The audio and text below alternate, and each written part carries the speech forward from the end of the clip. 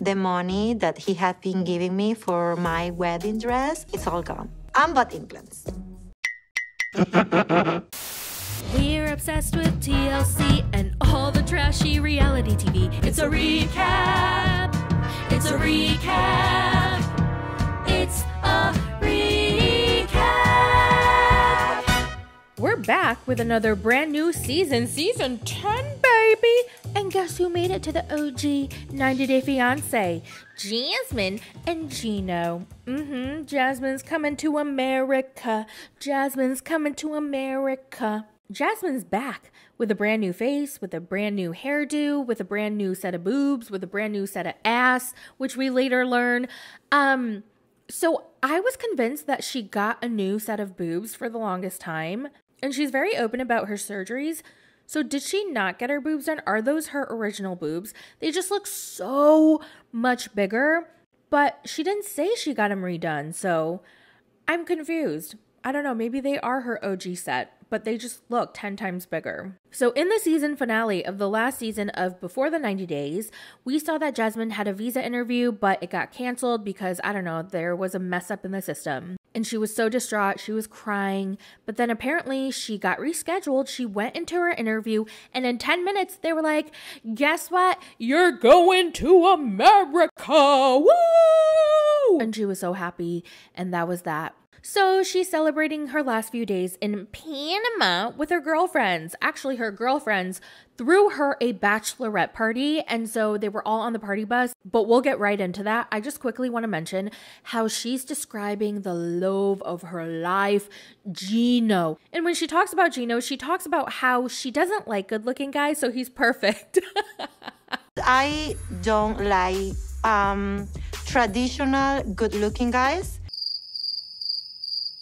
She prefers her men to be ugly because she's a very jealous person. And I guess if the guy is cute, then all these women will be looking at him and she cannot handle that. So the uglier, the better, basically. And then she proceeds to describe him as having a big belly, flamingo legs, a big fat nose, and non-existent lips.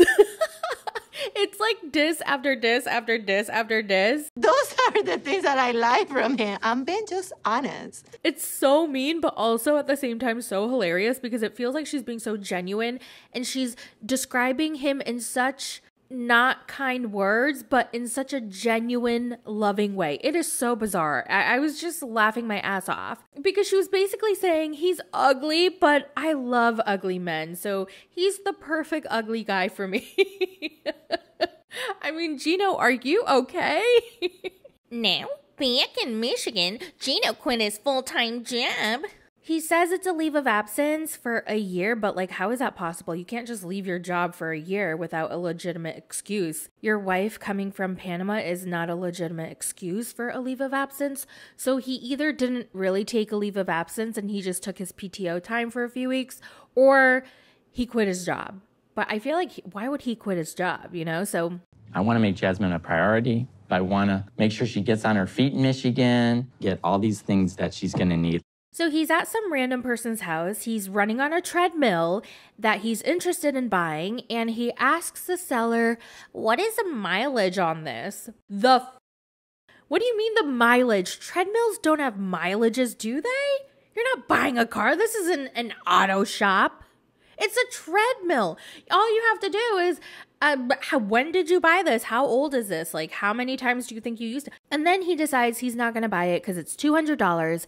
And he's like, well, I don't know if I can spend $200 on it because my fiance's coming from Panama and we're on a tight budget. She doesn't care. Does it look like she gives up? No, she just wants you to get the fuck out. Gino's scared to tell Jasmine that he quit his job because he's afraid that she'll get so pissed off because he won't have any money to give her. Currently, I help Jasmine out with her rent and stuff and bills. I help Jasmine quite a bit financially right now. The hard part is that I think Jasmine's become spoiled. And I think when she comes to Michigan, you know, she's going to get a taste of reality. Oh my God. Do you think that's why he, quote, quit his job? So that he doesn't have any money coming in to give her? That would be wild. Okay, now back to Panama, where her friends are throwing her a bachelorette party. They're on a party bus, and she takes off her pants and rubs her ass against the windows. Okay, the bus is driving. She's rubbing her booty crack juice all over those windows, and the policemen are outside getting a real good view. And everyone's like, oh. And then we find out that she got booty implants. And that's what I thought I saw, because as she was getting down from the windows, you could almost see her implants in her butt. Like, they looked like saucers. I don't know if anyone knows what I'm talking about. I saw an episode of Botched where this woman got the worst implants, and they were just like big flat plates that had lifted from, I don't know, her muscle. I don't know how that works, but it had lifted, and you could just like, she could move her dishes in her butt. It was so crazy. And I felt like I could see a little bit of that from Jasmine's butt. But anyway, that's crazy because I heard that procedure hurts like hell, and the recovery sucks because you can't sit on anything for a while. You have to like lay down initially, and then you have to sit on a cushion and make sure that you don't flatten it or move it. I mean, that's a lot. Also, she had just gotten her poo-poo nana tightened as well. Like, how is she not in pain all the time? Like, isn't she tired? I feel like her body needs a break. And apparently she's also been on a very strict diet, and she's been exercising super, super hard. So she's been losing a lot of weight, which is probably maybe how her boobs look bigger. But she says that's why she got her booty cheeks done, because losing weight had made her already flat butt even flatter. So she wanted to fill that area up. And guess where she got the money for it? Gino! Except he doesn't know, because the money was for her wedding dress. But instead, she spent it on her new booty. Honestly, I do feel like wedding dresses, like, I don't understand why people buy wedding dresses for like thousands or tens of thousands of dollars. I just think you're wearing it for a couple hours for one day. I don't get why you feel like you have to buy it, unless you get a really good price, of course. But when I watch Say Yes to the Dress and people spend $8, $10, $12, $15, $20,000 on a wedding dress, I'm like, why? If I could rent one, I would just rent one and then return it. Like, I just don't get why people have to buy these dresses. I don't even want to spend $3,000 on a wedding dress. I just want to spend $500 and rent it and give it back. But anyway, Gino doesn't know yet that she got a big booty. I mean, she got a new booty. Well, a new big booty. And that she spent all the wedding dress money on that, and now she needs more money for a wedding dress. Wait until he finds out. Ooh. But Jasmine, she deserves all this. She put so much effort into her looks to look perfect just for Gino, and all of that takes money, and he should be more appreciative.